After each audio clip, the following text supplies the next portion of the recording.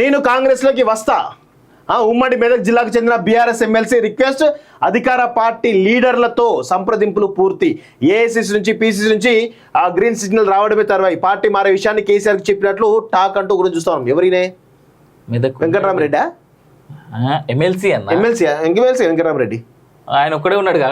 BRS కు మరో shock తగలనుంది.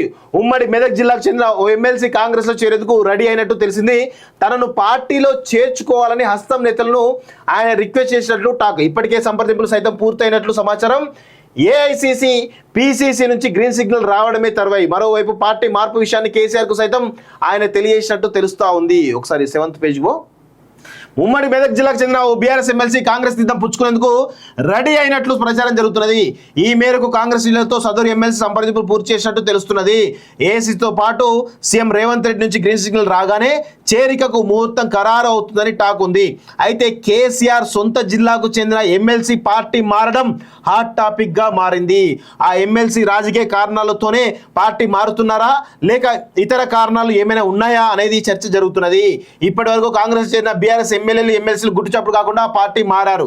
తమ చేరిక విషయం బయటకు వస్తే గులాబీ లీడర్లు ఎక్కడ అడ్డుపడతారేమో అనే కారణంతో చివరి నిమిషం వరకు తమ సన్నిహితులకు సైతం చెప్పకుండా జాగ్రత్తలు తీసుకున్నారు. కానీ పార్టీ మారేందుకు సిద్ధమైన ఉమ్మడి మెదక్ జిల్లాకు చెందిన గులాబీ ఎమ్మెల్సీ ముందుగానే మాజీ సీఎం కేసీఆర్ వద్దకు వెళ్లి పార్టీ మారుతున్న విషయాన్ని ఆయనకు వివరించినట్లు ప్రచారం జరుగుతున్నది. నిజానికి సదరు నేతను రాజకీయాలకు తీసుకొచ్చిందే కేసీఆర్. ఎమ్మెల్సీ పదవి ఇవ్వడం కోసమే ఆయన బీఆర్ఎస్ పార్టీలో చేర్చుకున్నారు. రాజకీయాల్లో రాకముందు వృత్తిరీత్యా నిత్యం కేసీఆర్ వెంటే ఉండేవారు. అంతటి సన్నిహిత సంబంధాలు ఉండడంతోనే ఆ ఎమ్మెల్సీ పార్టీ మారుతున్న విషయాన్ని ముందుగా కేసీఆర్ దృష్టికి తీసుకెళ్లారనే ప్రచారం జరుగుతున్నది. అయితే ఆ ఎమ్మెల్సీని కాంగ్రెస్ లో చేర్చుకునే విషయంలో ఏసీసీ నుంచి ఇంకా గ్రీన్ సిగ్నల్ రాలేదని, అతన్ని చేర్చుకుంటే ఎదురయ్యేటువంటి రాజకీయ విమర్శలు ఏ విధంగా ఫేస్ చేయాలనే అంశంపై మల్లా గులాలు పడుతున్నట్లు తెలుస్తున్నది. అందుకోసం చేరిక లేట్ అవుతుందని కాంగ్రెస్ వర్గాల్లో టాక్ ఉంది.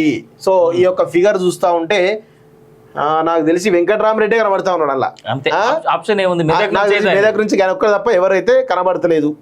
సో ఆయన ఇది రాజ్ పుష్పలో ఆయన పెట్టుబడులు అంటే ఆ రాజ్ పుష్ప ఆయనదే. సో అలాంటి అక్రమ నిర్మాణాలు చాలా ఉన్నాయి కాబట్టి ఆయన ఇప్పుడు కాంగ్రెస్ పార్టీలో చేరడం ఖాయంగా కనిపిస్తా ఉంది. ఆయన బామ్మర్దు ఆల్రెడీ మంత్రి ఉన్నాడు కదా, పొంగులేటి శ్రీనివాసరెడ్డి ఉన్నాడు కదా, ఆయన తోటి నాకు తెలిసి ఏదో డీల్ గట్టిగా మాట్లాడుతున్నట్టున్నారు.